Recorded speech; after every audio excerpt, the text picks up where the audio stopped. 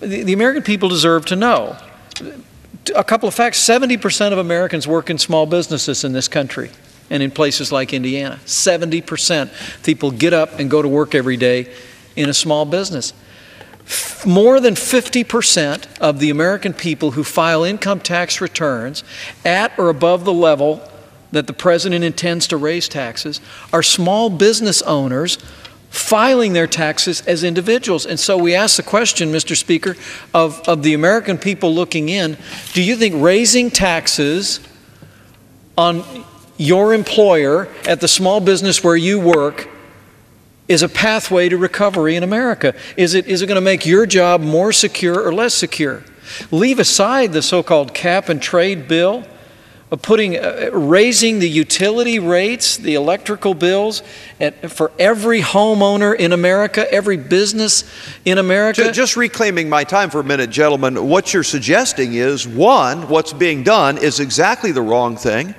And if you want a positive Republican recommendation, it would be to do the opposite of that, right? In other words, what we would be saying would be, look, if you've got 70 or 80%, depending on how big you call a small business, if that's where 70 or 80% of the jobs in America are, you want those small businesses strong. How do you make them strong? They have to have enough liquidity, enough capital to be able to invest in entrepreneurial ideas, to put in more productive assembly lines or machines or processes. And so you have to invest, and you have to let that money work for you, and you have to leave it with the small businessman. But if you vacuum it out of his pockets with massive tax increases, he's not going to have the money to invest, and he's going to lay off more people. It's going to make things worse. So the solution is quite simply leave more money for the small business guy and back off the spending pedal a little bit. But I don't mean to get overexcited. I want to yield again to my good friend from Indiana. I want to thank the gentleman for leading this hour of debate, and to say that I do believe there's two things that Republicans believe we ought to be doing. Number one is we ought not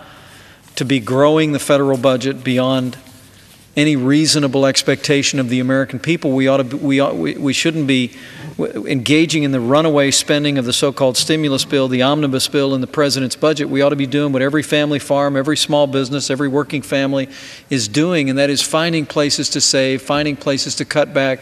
And then, as the gentleman said, we ought to be doing what John F. Kennedy did. We ought to be doing what Ronald Reagan did. We ought to be doing as a country what this Congress and George W. Bush did after the towers fell, and that is not giving Washington more money of ours to spend, but giving working families, small business owners, family farmers more of their hard-earned tax dollars to keep and spend. That's the pathway to prosperity.